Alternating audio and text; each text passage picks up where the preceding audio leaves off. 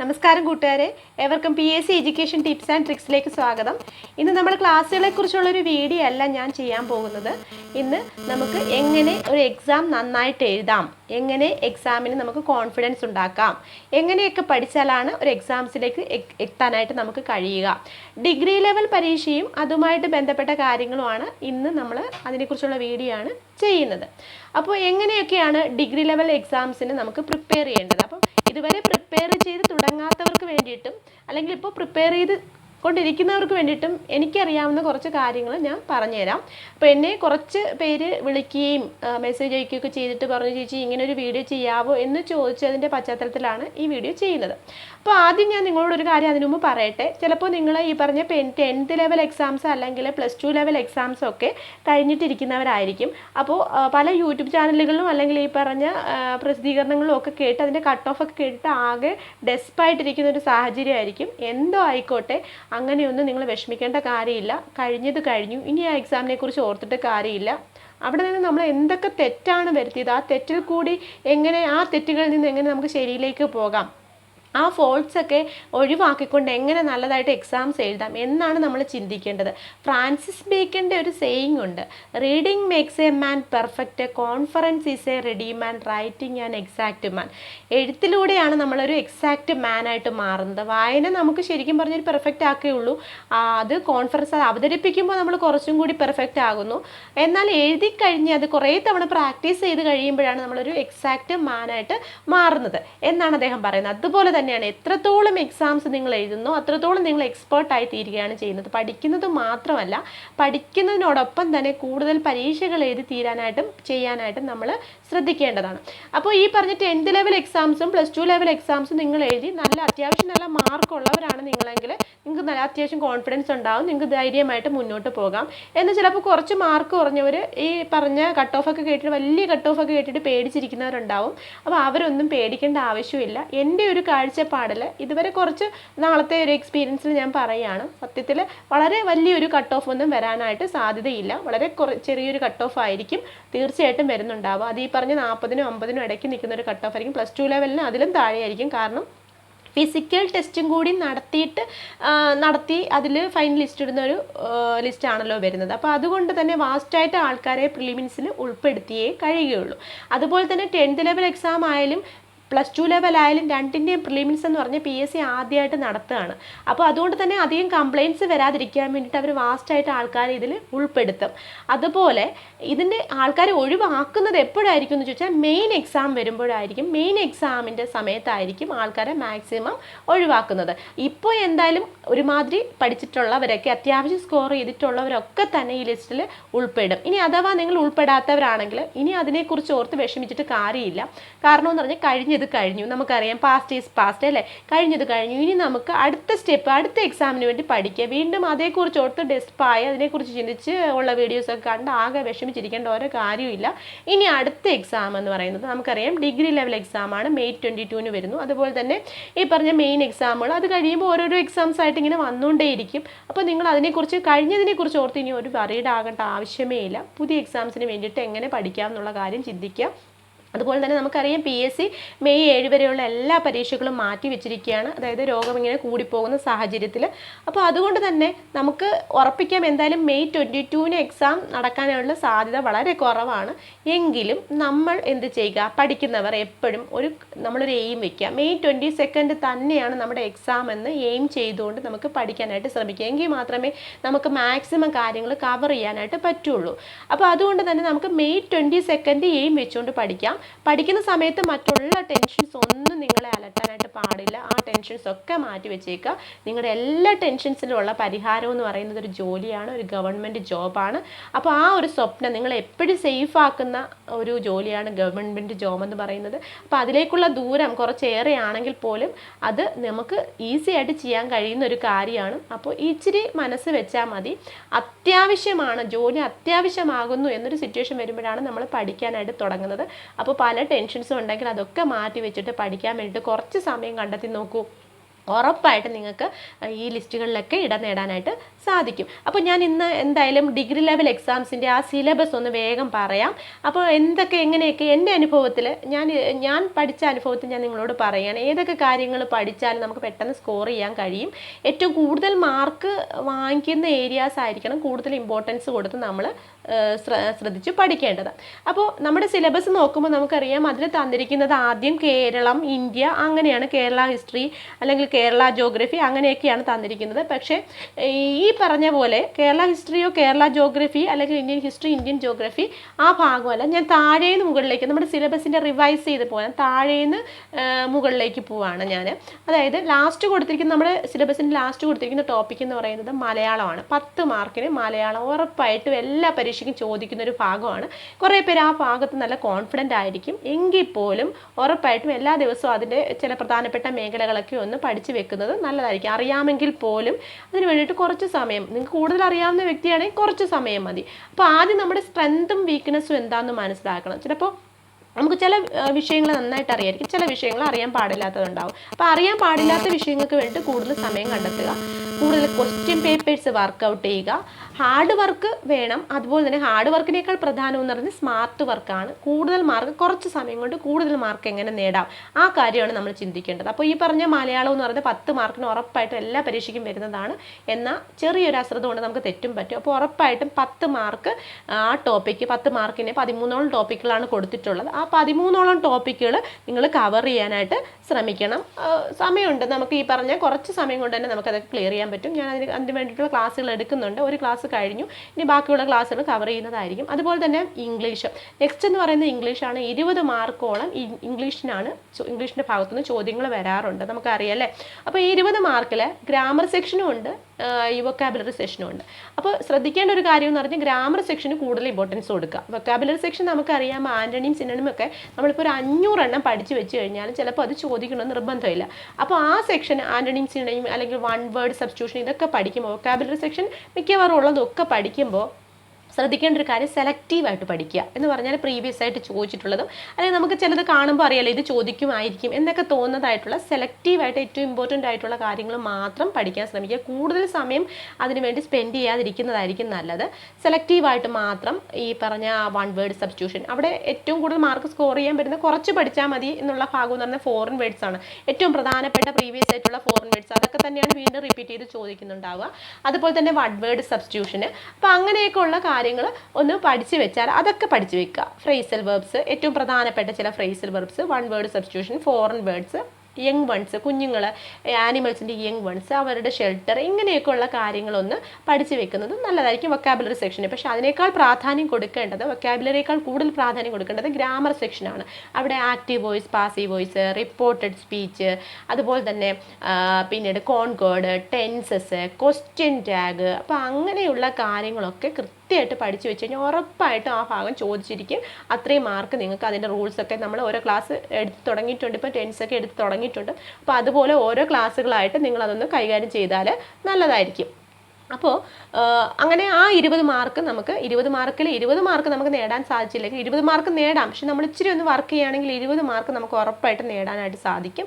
അപ്പോൾ അല്ലെങ്കിൽ ഒരു 18 മാർക്ക് ഉറപ്പായിട്ട് ആ ഭാഗത്ത് നമുക്ക് സ്കോർ ചെയ്യാൻ പറ്റും. അപ്പോൾ 10 മാർക്കിന് മലയാളം പഠിക്കുക, 20 മാർക്കിന് ഇംഗ്ലീഷ്. അത് പഠിക്കുമ്പോൾ ശ്രദ്ധിച്ച് സെലക്റ്റീവായിട്ട് പഠിക്കുക. നെക്സ്റ്റ് മാത്സ് ആണ്. മാത്സ് 20 മാർക്കിന് എല്ലാ എക്സാംസിനും ചോദിക്കുന്നതാണല്ലോ. ഒരുപാട് ഡീപ്പായിട്ടൊന്നും ചോദിക്കുകയില്ല, ഇച്ചിരി ബേസ് ആയിട്ട്. കാരണം പ്രിലിമിൻസ് ആയതുകൊണ്ട്, ഡിഗ്രി ലെവൽ പ്രിലിമിൻസ് ആയതുകൊണ്ട് ഒരുപാട് ഡീപ്പായിട്ട് ചോദിക്കുകയില്ല, ഒരു ബേസ് ലെവലിൽ നിന്നുള്ള മാത്സ് ഒക്കെ ചോദിക്കുകയുള്ളൂ. അപ്പോൾ അതുകൊണ്ട് ആ 20 ടോപ്പിക്സ്, അത്ര ടോപ്പിക്സാണ് മാത്സിൻ്റെ ഭാഗത്ത് തന്നിരിക്കുന്നതെന്ന് വെച്ചാൽ അത്രയും ടോപ്പിക്സ് ഓരോ ദിവസമായിട്ട് ഒന്ന് കവർ ചെയ്താനായിട്ട് നിങ്ങൾ ശ്രമിച്ചാൽ നല്ലതായിരിക്കും. അപ്പോൾ മാത്സിൻ്റെ ഭാഗത്തുനിന്ന് എനിക്ക് തോന്നുന്നു ചോദിച്ചിരിക്കുന്ന ഏതാണ്ട് 13 ടോപ്പിക്കുകൾ മെൻ്റൽ എബിലിറ്റി ഭാഗത്തുനിന്നും 12, ആകെ 25 ടോപ്പിക്കേ ഉള്ളൂ. ആ 25 ടോപ്പിക്ക് 25 ദിവസം കൊണ്ട് നമുക്ക് തീർക്കാവുന്നതാണ് കേട്ടോ. അപ്പോൾ ചില ടോപ്പിക്ക് വളരെ സിമ്പിളാണ്. അപ്പോൾ അതിൻ്റെ ചില ടിപ്സും ട്രിപ്സും ഒക്കെ ഞാൻ പറഞ്ഞു തരുന്നതായിരിക്കും. അപ്പോൾ അതൊക്കെ നിങ്ങൾ ഒന്ന് ശ്രദ്ധിച്ച് പഠിച്ചു വെച്ച് കഴിഞ്ഞാൽ 20 മാർക്ക് നിങ്ങൾക്ക് ആ ഭാഗത്തുനിന്ന് സ്കോർ ചെയ്യാനായിട്ട് പറ്റും. അപ്പോൾ ഇംഗ്ലീഷും മലയാളം മാത്സ്. നെക്സ്റ്റ് എന്ന് പറഞ്ഞ് കൊടുത്തിരിക്കുന്നതെന്ന് പറഞ്ഞാൽ സയൻസ് ആൻഡ് ടെക്നോളജി എന്നുള്ള ഭാഗമാണ്. ആ സയൻസ് ആൻഡ് ടെക്നോളജി എന്നുള്ള ഭാഗത്ത് നിങ്ങൾ പഠിക്കേണ്ടത്, കണ്ട് പേടിക്കുകയൊന്നും വേണ്ട. ഇത് KASൻ്റെ സിലബസ് ആണ്. നമുക്കറിയാം സിവിൽ സർവീസിനും KS-ൻ്റെയൊക്കെ ബേസ് എന്ന് പറയുന്നത് NCERT SCERT പുസ്തകങ്ങളാണ്. അതിന് പഠിക്കുകയും പഠിപ്പിക്കുകയൊക്കെ ചെയ്തതിൻ്റെ ഒരു ഓർമ്മയിൽ ഞാൻ പറയുകയാണ്. NCERT SCERT പുസ്തകങ്ങളാണ് അതിൻ്റെ ഒരു ബേസ് ആയിട്ട് നമുക്ക് തരുന്നുണ്ടാവുക ഇതൊക്കെ സിവിൽ സർവീസിനൊക്കെ പ്രിപ്പയർ ചെയ്യുന്നവർക്ക്. അപ്പോൾ അതുകൊണ്ട് തന്നെ ആ ഭാഗത്തു നിന്ന് നിങ്ങൾക്ക് വാസ്റ്റായിട്ട് ചോദിക്കുന്ന ഒരു ഭാഗം എന്ന് പറയുന്നത് വാസ്റ്റായിട്ടൊന്നും ചോദിക്കുകയില്ല. അവിടുന്ന് ചോദിക്കുന്നത് ഫിസിക്സ്, കെമിസ്ട്രി, ബയോളജി. അതിൽ ഇതിൽ എടുത്ത് തന്നിരിക്കുന്നത് സയൻസ് ആൻഡ് ടെക്നോളജി എന്ന് പറഞ്ഞ് ഒരുമിച്ച് തന്നിരിക്കുന്നതുകൊണ്ട് ഒരു കൺഫ്യൂഷൻ ഉണ്ടാവും. അവിടെ നമ്മൾ നോർമലി പഠിക്കാറുള്ള ബയോളജി, ഹ്യൂമൻ ബോഡി, അങ്ങനെ അതുമായിട്ടുള്ള ഡിസീസസ്, അങ്ങനെയൊക്കെയുള്ള വൈറ്റമിൻസ്, അങ്ങനെയൊക്കെയുള്ള ഏറ്റവും പ്രധാനപ്പെട്ട കാര്യങ്ങൾ SCERT പുസ്തകം, ഇതെല്ലാം തന്നെ SCERT പുസ്തകങ്ങളെ ബേസ് ചെയ്തുകൊണ്ടാണ് ചോദിച്ചിരിക്കുന്നത്. അതുകൊണ്ട് നിങ്ങൾ വിഷമിക്കേണ്ട കാര്യമൊന്നുമില്ല. വലിയ ഡീപ്പായിട്ടൊന്നും ചോദിക്കുകയില്ല പ്രിലിംസ്. പക്ഷേ മെയിൻസിന് അത്യാവശ്യം ഡീപ്പായിട്ട് ചോദിക്കുകയും ചെയ്യും. NCERT പുസ്തകങ്ങളും കൂടെ അപ്പോൾ നമുക്ക് ഉൾപ്പെടുത്തേണ്ടതായിട്ട് വരും. തൽക്കാലം ബയോളജി അത്യാവശ്യം ബേസ് കാര്യങ്ങളൊക്കെ പഠിക്കുക, കെമിസ്ട്രി, അതുപോലെ തന്നെ ഫിസിക്സ്, ഇതൊക്കെ ബേസ് ആയിട്ട് വരുന്ന ചില കാര്യങ്ങളൊക്കെ അതിനകത്ത് ടോപ്പിക്സ് കൊടുത്തിട്ടുണ്ട്. ആ ടോപ്പിക്സ് നോക്കി സെലക്റ്റീവായിട്ട് പഠിക്കുക. പിന്നെ ടെക്നോളജി എന്നുള്ള ഭാഗത്ത് പഠിക്കാനുള്ളത് ISRO, DRDO അങ്ങനെയുള്ള സ്ഥാപനങ്ങളും അതുമായിട്ട് ബന്ധപ്പെട്ട ഏറ്റവും പ്രധാനപ്പെട്ട വർഷങ്ങൾ, പൊല്യൂഷൻ, എൻവയോൺമെൻറ്റ്, അങ്ങനെയുള്ള കാര്യങ്ങൾ സെലക്ട് ചെയ്ത് പഠിക്കുക. ഏതാണ്ട് 10 മാർക്കോളം ആ ഭാഗത്തുനിന്ന് ചോദ്യങ്ങളുണ്ടാവും. ഫിസിക്സ്, കെമിസ്ട്രി, ബയോളജി, പിന്നെ ഈ ടെക്നോളജി എല്ലാം എൻവയോൺമെൻറ്റും പൊല്യൂഷനും എല്ലാം ബന്ധപ്പെട്ട് ഏകദേശം ഒരു 10 മാർക്കോളം ചോദ്യങ്ങൾ അവിടെ നിന്ന് ഉണ്ടാവും നമുക്ക് പ്രതീക്ഷിക്കാം. മിക്കവാറും എല്ലാ പരീക്ഷയ്ക്കും അങ്ങനെയൊക്കെ വരാറുള്ളതാണ്. അപ്പോൾ അതുകൊണ്ട് ആ ഭാഗത്തുനിന്ന് 10 മാർക്ക് അല്ലേ. ഇപ്പോൾ എത്രയും മാർക്കായി? അപ്പോൾ 20 mark English, 20 mark maths, 10 mark Malayalam, 10 mark science and technology. അപ്പോൾ തന്നെ എത്ര മാർക്കായി? ആകെ 20, 40, 50, 60 മാർക്കായി അല്ലേ. നെക്സ്റ്റ് കോൺസ്റ്റിറ്റ്യൂഷൻ എന്ന് പറഞ്ഞാൽ ഉറപ്പായിട്ട് ആ ഭാഗത്തുനിന്ന് എപ്പോഴും ചോദിക്കുന്നതാണ്. SCERT പുസ്തകങ്ങളിലുള്ള നമ്മുടെ വളരെ കുറച്ച് ടോപ്പിക്സേ അവിടെ തന്നിട്ടുള്ളൂ. അപ്പോൾ കോൺസ്റ്റിറ്റ്യൂഷൻ അത്രയും ടോപ്പിക്സ് കവർ ചെയ്യാനായിട്ട് ശ്രമിക്കുക. അതിനകത്ത് കൊടുത്തിരിക്കുന്ന SCERT പുസ്തകങ്ങളെ ബേസ് ചെയ്തുകൊണ്ട് കോൺസ്റ്റിറ്റ്യൂഷൻ്റെ അത്രയും ടോപ്പിക്സ് ഒന്ന് കവർ ചെയ്യാനായിട്ട് ശ്രമിക്കുക. പിന്നെ എന്ന് പറഞ്ഞാൽ കോൺസ്റ്റിറ്റ്യൂഷൻ്റെ കൂടെ അതുപോലെ തന്നെ പിന്നെ കൊടുത്തിരിക്കുന്ന ഒരു ഭാഗം എന്ന് പറഞ്ഞാൽ IT-യുടെ ഭാഗത്തുനിന്ന് ഉറപ്പായിട്ടും ചോദ്യങ്ങളുണ്ടാവും. കഴിഞ്ഞ 2 പരീക്ഷകൾക്കും ചോദ്യങ്ങളുണ്ടായിരുന്നു. ഒരു 5 മാർക്ക് ചോദ്യങ്ങൾ നമ്മൾ ആ ഭാഗത്തുനിന്ന് പ്രതീക്ഷിക്കുന്നു. 5 മാർക്ക് പോട്ടെ, ഒരു 3-4 മാർക്കിനെങ്കിലും കിട്ടും. അപ്പോൾ ഏതാണ്ട് 5-6 ടോപ്പിക്കോളം തന്നിട്ടുണ്ട്. Hardware, software, computer networks, internet, cyber ക്രൈംസും അങ്ങനെയൊക്കെ പറഞ്ഞിട്ട് ഏതാണ്ട് 5-6 ടോപ്പിക്സ് നമുക്ക് തന്നിട്ടുണ്ട്. അതെല്ലാം ഒന്ന് ബേസ് ലെവലിൽ നിന്നുണ്ട്. ഒരുപാട് ഡീപ്പായിട്ട് പഠിക്കാൻ നിങ്ങളുടെ ബേസ് ലെവലിൽ നിന്നുണ്ട്. അത്യാവശ്യം കാര്യങ്ങൾ SCERT പുസ്തകങ്ങളെ ബേസ് ചെയ്തുകൊണ്ട് ക്ലാസ് തരും, അതിൻ്റെയൊക്കെ ക്ലാസ് തരും. അപ്പോൾ അതൊക്കെ ഒന്ന് പഠിച്ചു വെക്കുക. അത് 5 മാർക്ക് ആ ഭാഗത്തുനിന്ന് സ്കോർ ചെയ്യാൻ പറ്റും. പിന്നെ കോൺസ്റ്റിറ്റ്യൂഷൻ ഞാൻ പറഞ്ഞ പോലെ 10 മാർക്ക് ഉറപ്പായിട്ട് ആ ഭാഗത്തുനിന്ന് മിക്കവാറും പരീക്ഷകൾക്ക് ചോദിക്കാറുള്ളതാണ്. പിന്നീടുള്ളൊരു ഭാഗം എന്ന് പറയുന്നത് നമുക്കറിയാം എക്കണോമിക്സ് ആൻഡ് സിവിക്സ്. കഴിഞ്ഞ പരീക്ഷകൾക്കെല്ലാം ഉറപ്പായിട്ടും SCERT പുസ്തകങ്ങളെ ബേസ് ചെയ്തുകൊണ്ട് എക്കണോമിക്സും സിവിക്സും ഒക്കെ നല്ല രീതിയിൽ 5-6 മാർക്കോളം സിവിക്സും അതുപോലെ തന്നെ 6-7 മാർക്കോളം എക്കണോമിക്സും ചോദിച്ചു. അപ്പോൾ 10 മാർക്കിൽ കൂടുതൽ ചോദിച്ച സാഹചര്യങ്ങളും ഉണ്ട് എക്കണോമിക്സും സിവിക്സും കൂടി. അപ്പോൾ ആ ഭാഗം കൃത്യമായിട്ട് ടോപ്പിക് വൈസ് ക്ലാസ്സുകൾ ഞാൻ തരുന്നുണ്ട്. അപ്പോൾ തീർച്ചയായിട്ടും എക്കണോമിക്സും തരും. അപ്പോൾ ആ ഭാഗങ്ങളൊക്കെ കൃത്യമായിട്ട് അതിനകത്ത് ടോപ്പിക് നോക്കി സിലബസ് നോക്കി കൃത്യമായിട്ട് പഠിച്ചു വെക്കുക. പിന്നെ എന്ന് പറയുന്നത് പിന്നെ വരുന്ന കലാസാഹിത്യം എന്നുള്ള ഭാഗം എന്ന് പറഞ്ഞാൽ ഇങ്ങനെ പരന്ന് കിടക്കുകയാണ്. അതിനകത്ത് ഒരുപാട് ഡീറ്റെയിൽ ആയിട്ട് തന്നിട്ടുണ്ട്. അതൊന്നും കണ്ട് പേടിക്കേണ്ട. അവിടെ നിന്ന് കൂടി വന്ന ഒരു 2-3 മാക്സിമം 2 മാർക്കായിരിക്കും അവിടെ നിന്ന് ചോദ്യം ഉണ്ടാവുക, അല്ലെങ്കിൽ ഒരു 3 മാർക്ക്. അപ്പോൾ ആ മാർക്ക് വേണ്ടാന്ന് വെച്ചാൽ പോരെ.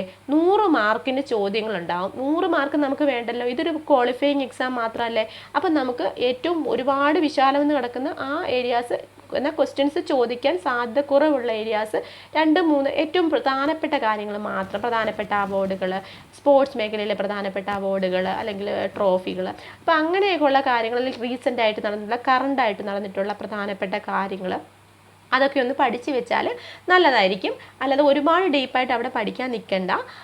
ഏറ്റവും ബേസ് ലെവലിൽ നിന്നുകൊണ്ട് കലാസാഹിത്യം അതൊക്കെ ഒന്ന് ഏറ്റവും ബേസ് ആയിട്ടുള്ള കാര്യങ്ങളൊന്ന് തറവായിട്ടൊന്ന് മനസ്സിലാക്കി വെക്കുക. പിന്നീടെന്ന് പറയുന്നത് ഏറ്റവും പ്രധാനപ്പെട്ട പിന്നീട് വരുന്നൊരു ഭാഗം എന്ന് പറയുന്നത് കേരള ഹിസ്റ്ററി, കേരള ജോഗ്രഫി, അതുപോലെ തന്നെ ഇന്ത്യൻ ജോഗ്രഫി, ഇന്ത്യൻ ഹിസ്റ്ററി, ഈ ഭാഗമാണ്. ഇത് രണ്ടും പഠിച്ചതിന് ശേഷം മാത്രമേ എന്ത് പഠിക്കാവൂ, വേൾഡ് ജോഗ്രഫിയും വേൾഡ് ഹിസ്റ്ററിയും പഠിക്കാവൂ. അതിന് അത്രയും ഇമ്പോർട്ടൻസ് മാത്രമേ കൊടുക്കാവുള്ളൂ. കാരണം വേറൊന്നും കൊണ്ടല്ല, ആ ഭാഗത്തുനിന്ന് മാക്സിമം ചോദ്യങ്ങൾ കുറച്ചേ ചോദിക്കുന്നുണ്ടാവുള്ളൂ. അപ്പോൾ ആദ്യം നമ്മൾ ഈ കേരളവും ഇന്ത്യയും ഇമ്പോർട്ടൻസ് കൊടുക്കുക. പിന്നീട് SCERT പുസ്തകങ്ങളെ ബേസ് ചെയ്തുകൊണ്ടുള്ള ക്ലാസ്സുകൾ നമ്മൾ തരുന്നതായിരിക്കും. അപ്പോൾ ആ SCERT പുസ്തകങ്ങൾ ചോദിച്ചിട്ടുള്ള വേൾഡും അത്രയും പഠിച്ചാൽ മതി, വേൾഡും. അപ്പോൾ ബാക്കി ഇന്ത്യയും കേരളവും ഒക്കെ പഠിച്ച് കഴിഞ്ഞിട്ട് ബാക്കി സമയം ഉണ്ടെങ്കിൽ മാത്രം വേൾഡ് പഠിക്കാൻ പോയാൽ മതി. കാരണം അപ്പോൾ തന്നെ ഓൾറെഡി നിങ്ങൾക്ക് ഒരു 89-90 മാർക്കോളം ആയിക്കഴിഞ്ഞു. ബാക്കിയുള്ള ടോപ്പിക്സ് പഠിക്കുമ്പോൾ തന്നെ ഒരു 90 മാർക്കോളം നിങ്ങൾക്ക് സ്കോർ ചെയ്യാൻ പറ്റും. അപ്പോൾ പിന്നെ ഈ വേൾഡ് പഠിച്ചില്ലെങ്കിലും കുഴപ്പമില്ല, ആ മാർക്ക് വേണ്ടാന്ന് വെച്ചാൽ മതി അല്ലേ. 90 ഇനി മെയിൻ എക്സാം വരുമ്പോൾ നമുക്ക് അതും കൂടി കുറച്ചും കൂടി ഡീപ്പായിട്ട് പഠിക്കണം. പഠിക്കേണ്ടെന്ന് ഞാൻ പറയുന്നില്ല, ബേസ് ലെവലിൽ നിന്നുകൊണ്ടൊന്ന് വായിച്ച് വിടുക. അതുപോലെ തന്നെ കറണ്ട് അഫയേഴ്സ് പഠിക്കുമ്പോൾ ശ്രദ്ധിക്കേണ്ട ഒരു കാര്യം, ഏറ്റവും പ്രധാനപ്പെട്ട അവാർഡ്സ് അല്ലെങ്കിൽ അത് റീസെൻ്റായിട്ട് നടന്നിട്ടുള്ള മരിച്ചുപോയ ആൾക്കാർ, കൊറോണയെക്കുറിച്ച് അങ്ങനെയുള്ള ഏറ്റവും പ്രധാനപ്പെട്ട കാര്യങ്ങൾ എന്ത് ചെയ്യുക, കറണ്ട് അഫയേഴ്സ് ഏറ്റവും പ്രധാനപ്പെട്ട കാര്യങ്ങൾ ബൈ ഹാർട്ട് ചെയ്ത് പഠിച്ചു വയ്ക്കുക. എന്നാൽ കൂടുതൽ ഡീപ്പായിട്ട് ചിലപ്പം PSC ചോദിച്ചേക്കാം, ചിലപ്പോൾ ചോദിക്കും ചിലപ്പം ചോദിക്കില്ല, ഉറപ്പൊന്നുമില്ല. 10 മാർക്കിനൊന്നും ചോദിക്കും, ചിലപ്പം ചോദിക്കും ചിലപ്പം ചോദിക്കില്ല. അപ്പോൾ അങ്ങനെ വരുമ്പോൾ 1, 2, 3 മാർക്കിനാണ് കഴിഞ്ഞ 2 പരീക്ഷകൾക്കും ചോദിച്ചിരിക്കുന്നത്. അപ്പോൾ അങ്ങനെ വരുമ്പോൾ 10th ലെവൽ പ്രിലിംസിന് കുറച്ചേറെ ചോദിച്ചു, എന്നാൽ +2 ലെവൽ വന്നപ്പോൾ ആ 2 പരീക്ഷകൾക്ക് വളരെ കുറച്ച് കറണ്ട് അഫെയർ മാത്രമേ ചോദിച്ചുള്ളൂ. അപ്പോൾ അങ്ങനെ വരുമ്പോൾ നമ്മൾ ഒത്തിരി ഡീപ്പായിട്ട് പഠിച്ച് വെച്ച് കഴിഞ്ഞാൽ അത്രയും ടൈം വേസ്റ്റ് ചെയ്യാന്നുള്ളതാണ്. ചിലപ്പോൾ അത് ചോദിക്കണമെന്ന് നിർബന്ധമില്ല. അപ്പോൾ എന്ത് ചെയ്യുക, ഏറ്റവും പ്രധാനപ്പെട്ട കാര്യങ്ങൾ കുറച്ച് കാര്യങ്ങൾ ബൈ ഹാർട്ട് ചെയ്ത് വെക്കുക, ബാക്കിയുള്ള കാര്യങ്ങൾ എന്ത് ചെയ്യുക, വായിച്ച് വിടുക. അപ്പോൾ നമുക്ക് കുറേ ഇങ്ങനെ വായിച്ച് അല്ലെങ്കിൽ യൂട്യൂബിലൊക്കെ ഈ കറണ്ട് അഫെയർ ക്ലാസ്സുകളൊക്കെ കേട്ട് ഇങ്ങനെ പോകുമ്പോൾ കുറച്ച് നാൾ കഴിയുമ്പോൾ നമുക്ക് ഈ പറഞ്ഞ പരീക്ഷകൾ വരുമ്പോഴേക്കും അതിൻ്റെ ഓപ്ഷൻസ് കാണുമ്പോൾ 4 ഓപ്ഷൻസ് തരുന്നു. അതിൻ്റെ 4 ഓപ്ഷൻസ് കാണുമ്പോൾ ഇതാണ് ശരി എന്നൊക്കെ നമുക്ക് അത് ഓപ്ഷൻസ് മാറ്റിയിട്ട് കറക്റ്റായിട്ടുള്ള ആൻസറിലേക്ക് പോകാനായിട്ട് സാധിക്കും. അപ്പോൾ എനിക്ക് തോന്നുന്നു അങ്ങനെ കറണ്ട് അഫെയർസ് പഠിക്കുന്നതായിരിക്കും ബെറ്റർ. കറണ്ട് അഫെയർസ് കാണാതെ പഠിക്കുന്നതിനേക്കാളും പ്രധാനം അത് കേട്ട് പഠിക്കുകയോ അതല്ലെങ്കിൽ ഈ പറഞ്ഞ പോലെ സെലക്റ്റീവായിട്ട് പഠിക്കുകയോ ചെയ്യുന്നതായിരിക്കും നല്ലത്. അല്ലെങ്കിൽ ഈ പറഞ്ഞ ഉറപ്പായിട്ട് നമുക്ക് കിട്ടുമെന്ന് ഉറപ്പില്ലാത്തൊരു മേഖലയാണ് ഈ കറണ്ട് അഫെയർസും. അതുപോലെ തന്നെ കറണ്ട് അഫെയർസ് ചിലപ്പോൾ ചോദിക്കും ചിലപ്പം ചോദിക്കില്ല. നമ്മൾ കൂടുതൽ സമയം നമുക്കത് പഠിക്കാൻ ഇൻട്രസ്റ്റ് ആയിരിക്കും കറണ്ട് അഫെയർസ്, പക്ഷേ നമുക്കത് ഉറപ്പായിട്ടും കിട്ടണമെന്ന് നിർബന്ധമൊന്നുമില്ല. അപ്പോൾ കിട്ടുമെന്ന് ഉറപ്പുള്ള ഭാഗങ്ങളാണ് ഞാൻ ഈ പറഞ്ഞ മലയാളം, ഇംഗ്ലീഷ്, മാത്സ്, പിന്നെ ഈ പറഞ്ഞ ഇന്ത്യൻ എക്കണോമിക്സ്, സിവിക്സ്, കോൺസ്റ്റിറ്റ്യൂഷൻ, അങ്ങനെയുള്ള ഭാഗങ്ങൾ. അപ്പോൾ ഇന്ത്യൻ ഹിസ്റ്ററി, ഇന്ത്യൻ ജോഗ്രഫി അങ്ങനെയുള്ള ഭാഗങ്ങളൊക്കെ, കേരള ഹിസ്റ്ററി, കേരള ജോഗ്രഫി ഇങ്ങനെയുള്ള ഭാഗങ്ങളൊക്കെ ഉറപ്പായിട്ടും ചോദ്യങ്ങൾ വരുന്ന മേഖലയാണ്. അവയൊക്കെ സിലബസ് നോക്കി കൃത്യമായിട്ട് പഠിച്ചു കഴിഞ്ഞാൽ ഉറപ്പായിട്ട് നിങ്ങൾക്ക് ഇനി വരുന്ന പരീക്ഷകളൊന്നും തന്നെ ഒരു പ്രശ്നമായിട്ട് മാറുകയില്ല. അപ്പോൾ സിലബസ് നോക്കി കൃത്യമായിട്ട് പഠിക്കുക, പിന്നെ നല്ല കോൺഫിഡൻ്റ് ആയിട്ട് പഠിക്കുക. പിന്നെ പഠിക്കാനിരിക്കുന്നതിന് മുമ്പ് എപ്പോഴും നന്നായിട്ട് പ്രാർത്ഥിച്ചിട്ട് മനസ്സ് നല്ല ഏകാഗ്രമാക്കിയിട്ട് പഠിക്കുക. ഒരുപാട് സമയം പഠിക്കുന്നതിൽ അർത്ഥമില്ല. പഠിച്ച സമയത്ത് പഠിച്ച കാര്യങ്ങൾ കൃത്യമായിട്ട് വീണ്ടും അത് ഓർത്ത് നോക്കാനായിട്ട് ശ്രമിക്കുക. അതുപോലെ തന്നെ എന്തെങ്കിലും കാര്യങ്ങൾ മറന്നു പോകുന്നുണ്ടെങ്കിൽ അതൊന്ന് നോട്ട് ചെയ്ത് വെക്കാനായിട്ട് ശ്രമിക്കുക. ഇതൊക്കെയാണ് പഠിക്കുന്നതിൽ നമ്മൾ ശ്രദ്ധിക്കാനുള്ള കാര്യങ്ങൾ. അപ്പോൾ എല്ലാ ദിവസവും പഠിക്കുന്നതിനോടൊപ്പം തന്നെ കുറേ പഠിച്ചു കഴിഞ്ഞിട്ട് പിന്നെ നിങ്ങൾ കുറച്ച് എൻ്റർടൈൻമെൻറ്റ്സ് എന്തെങ്കിലുമൊക്കെ ചെയ്യണം, പാട്ട് കേൾക്കുമോ TV കാണുമോ അങ്ങനെയൊക്കെ ചെയ്യാം. പക്ഷേ എപ്പോഴും അത് തന്നെ ചെയ്തുകൊണ്ടിരിക്കരുത്. അപ്പോൾ ഇങ്ങനെ കുറേ സമയം നമ്മൾ അത് ടൈം നമ്മൾ തന്നെ അഡ്ജസ്റ്റ് ചെയ്യണം. അതുപോലെ തന്നെ നമ്മുടെ സ്ട്രെങ്ത് എന്താണ്, നമ്മുടെ വീക്ക്നെസ് എന്താണെന്ന് നമ്മൾ മനസ്സിലാക്കണം. ചില ഏരിയാസിൽ ചില സബ്ജക്റ്റിൽ നമ്മൾ വളരെ നമുക്ക് നല്ല കോൺഫിഡൻ്റ് ആയിരിക്കും, പക്ഷേ ചില സബ്ജക്റ്റ് നമ്മൾ കോൺഫിഡൻ്റ് ആയിരിക്കില്ല. അപ്പോൾ അങ്ങനെ കോൺഫിഡൻ്റ് അല്ലാത്ത സബ്ജക്റ്റുകളിൽ നമ്മൾ കൂടുതൽ പ്രാധാന്യം കൊടുത്ത് പഠിക്കുകയാണെങ്കിൽ ഒരു പ്രശ്നവും ഉണ്ടാവില്ല.